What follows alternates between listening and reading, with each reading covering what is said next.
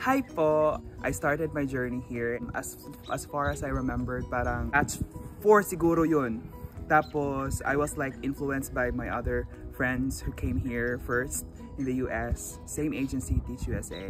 And actually, talagang hindi ako seryoso sa pag-a-apply nung una at first. Kasi para lang, I just want to escape from something that happened to me back then. But then, talagang yung process is parang hindi talaga siya step by step. Talagang nilarush ko talaga. So, madali talaga ako nakaprocess at nakapasok sa Teach USA. Kahit nga yung collab, talagang parang 2 days. Na-answer ko talaga lahat parang in just a snap of a finger. Parang nandun ako, pasok na ako sa Teach USA. But then, bakit ako sa batch 8 nakapasok? Kasi hindi ko talaga sineryoso yung process before. Kasi parang yung something na that happened to me, parang na-fix siya. So parang hindi na ako nagkaka-interest sa pagpunta dito sa US. And talagang maraming nangyari. Naging busy ako sa life ko, kaya kung saan ko lang gusto, dun lang ako mag-a-apply. But even my resume, I did not even revise it. just for the sake na meron akong ipapasa sa district, yun lang yun. Tapos yung mga interviews, hindi ko talaga pinaghahandaan. Parang nakaroon ako ng 4 na interviews so far. And I wasn't prepared. And I was like telling myself, interview lang naman to. So, I guess I could ace it. Because like I have been through a lot of interviews in my entire life. Ano pang kaibahan?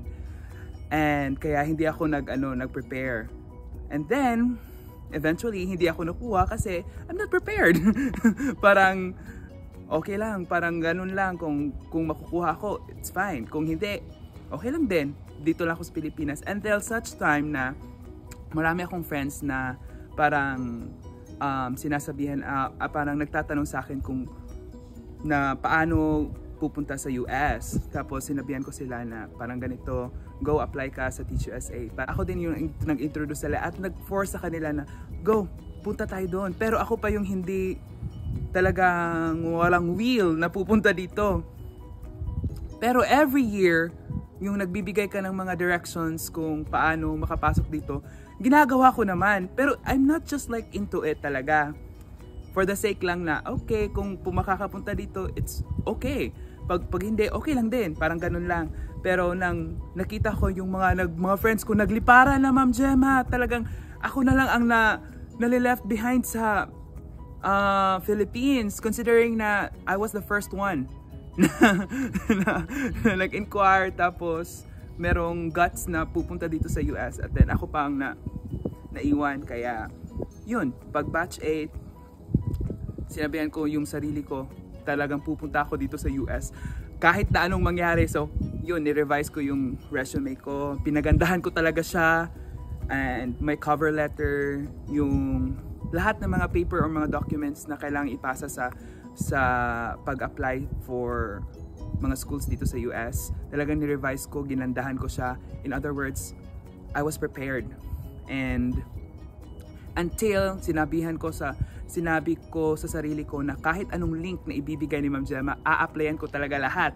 So kahit maraming links, talagang I was like burning candles during that time na i-a-applyan ko talaga lahat nito. Bahala ng kahit madaling araw na ako makatulog, basta may link, apply agad. So whoever comes first, yun na yun. Lord, hiningi ko sa iyo to, kung sino ang mauna, doon ako. Yung naunang nag-message na he needs me. So, tapos the following week, nag-message yung isa na kukunin din niya ako. Sabi ko pa nga, kahit na maliit yung offer, kasi parang sa una kasi yung parang in-offer nila doon, nakikita namin parang maliit-liit compare sa yung isa na nag-hire sa akin. Pero kasi ito yung binigay ni Lord, I was destined for this, I told myself. Then yun, surprisingly, God has really a better plan for me. Maganda dito sa super yung mga from the people to the administration, even sa district, super supportive sila.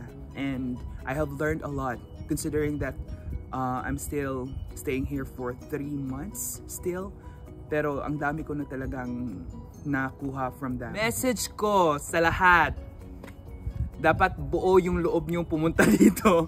Promise, I will not sugarcoat everything kasi talagang iba ang educational system nila dito sa US. Even from sa mga bata, talagang dapat magbabaon kayo ng lakas ng loob at and always have faith with God kasi talagang siya yung makakatulong sa iyo. Every day you need to pray na malalampasan mo ang araw na kasama si God kasi talagang siya yung magbibigay ng strength sa iyo, courage, even wisdom kung paano mo i-manage yung mga bata dito kasi kakaiba sila talaga.